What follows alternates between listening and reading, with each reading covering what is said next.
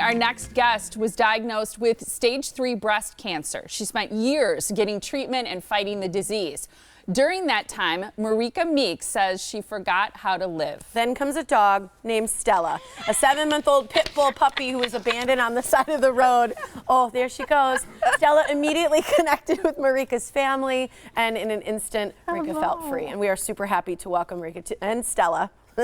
Already showing her belly to the morning blend. You wrote about your journey in this memoir. It's called Incredibull Stella, how the love of a pit bull rescued a family. Thanks for being here. Yeah, thanks for having me. Is she always this lovey? Well, she loves the sofa, so and she loves to snuggle, so here she is. Oh my goodness. How many followers does she really have now on Instagram? Between all social media, about 80,000. Oh my goodness. Aren't you a sweetheart? Yeah, she is. She was actually found by the side of the road. She was dumped on the side of the road with her sister. Yeah. And that was in Indiana, but we do have a Milwaukee tie-in because her name used to be Shirley and her sister's name was Laverne. So, you know. Cute. That is so adorable. Cute. Oh, are we boring you? You know, I think what I love about your story, in part, I mean, there's so many great things, is how honest you are about how difficult it was to have that diagnosis, stage 3, and I know you have kids. You have a daughter, right? I have 2 daughters. Oh, you have 2 daughters. You have 2 daughters, and how you talk about, you know, going through these years of treatment. You were sort of like obsessed with it and worried about, you know, surviving it. Yeah, I really didn't think I was going to survive, and I got into a really dark place where I was already grieving all the things I was going to miss. So it's like cancer has a strange way of, like, even though you are still alive at that moment, it's already robbed you of even those days that you have left, because I was thinking about missing graduations, weddings, you know, all those things, thinking about my husband being by himself. So I'm already in a grief, in grief mindset, you know, during that whole process. And then lo and behold, I miraculously survived. And you would think, oh, the sun shines brighter and everything's more vibrant and I'm never going to waste a moment. Great. Right, exactly. But instead I found myself just being as afraid and as anxious and fearful as I was before. And it's like I found myself at a point where I was still alive, but I'd forgotten really how to live and what life was about. Is it true that when you and your husband met, he had said no dogs? Yeah. Absolutely no dogs. He said, he's over there videotaping you. He said, will you marry me? I said yes. And he says, but I have one request. That's that we don't have dogs. And at that point I was like, okay, yeah, that works for me. But later on, 2 years into our marriage, I was diagnosed. I was already stage 3 at that point. Oh, you were only 2 years We married. were already 2 years. Wow. And that was hard because I thought, you know, here I have the love of my life and he's got me. We have each other. We finally found each other.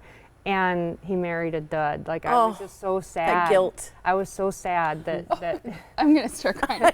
I just looked at him and he goes, no. like that. Yeah, it was so difficult. You know, we went through some really hard times with all of this, and of course, you know, you have kids involved, and you're thinking. We got a shot of him, so I just got to say, was it hard for her to convince you to adopt the dog, to bring the dog home? No, because I saw how wonderful it affected her. Okay, what he just said, I don't know if you guys can see him on or hear him over TV, but what he said is no, because he saw the incredible effect that Stella had on you and your family. Right, and really what happened for me is that I was kind of shameful. Are we in your way, Stella? Oh, okay. Give us that belly. I was so shameful that I didn't feel like I was coping as well as I should be. And I felt like everybody else is this cancer warrior and everyone's so proud of them about that's how they what people never see on complain. social media. Yeah, exactly. And it's like I had really low moments and it made me kind of think I sucked at life because I couldn't, like, here I did survive where I was so lucky where all these other people were passing away. I was still here, but I was like stuck wasting my second chance at life.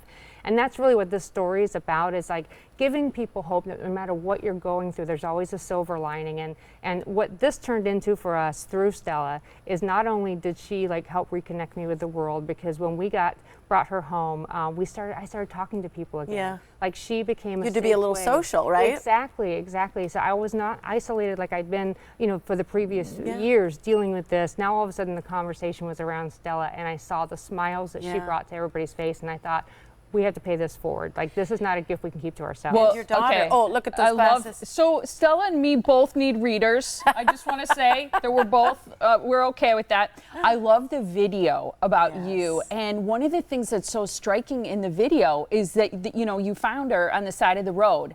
But what I love about is how she changes your life almost instantly. Her love, her snuggling, but your daughter, Yes. who's having such a hard time, really depressed and even contemplating suicide. Yeah, when I was going through radiation, I got a call that she had left a suicide note and no one knew where she was. And we got to be back together again, and like so much water had gone under the bridge. I'd been gone treatment for like 7 months at that point that we just couldn't really reconnect. And the night before we went to Stella's adoption event, she said to me, she goes, "Mom, can I go with you tomorrow?" And I was like, oh, she speaks, Yeah. she's interested in something that I'm doing. And I said, yeah. I said, but I don't want to like just leave with a dog. I have to find my dog. Like I knew it was a soul calling. I had to find my dog. And she said, I understand. And that day we brought Stella home. It was the day before Valentine's Day. She changed my life that day and the life of my family. She gave me my daughter back. She literally, like, we fell back in love with each other. I love that you say that you as fell we were back falling in love with each other. her. I mean, and it changed that day.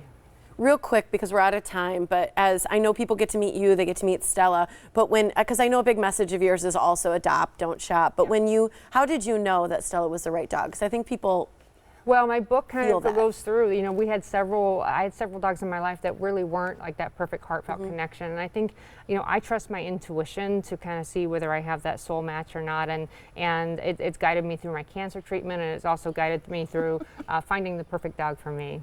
I think she might be the perfect dog for me too. I know, like literally, she's a lover. So people can meet you. I'm going to give all the places. Tonight, you're going to be at Enlightened Brewery. That's at 5:30. That's where you can get the book as well, Incredibull Stella, How the Love of a Pit Bull Rescued a Family. Then Saturday at 2 o'clock at Boswell Books.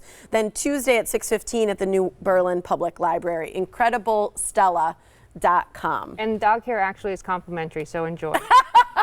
I love it. Thank you very much. Thanks for being really here. sweet. Love your Thanks for story. having us. It's Yeah, I a love you pleasure too, to meet you. Stella. Thanks for sharing it with us. Good for you. Thank She's you. a lover. Yeah.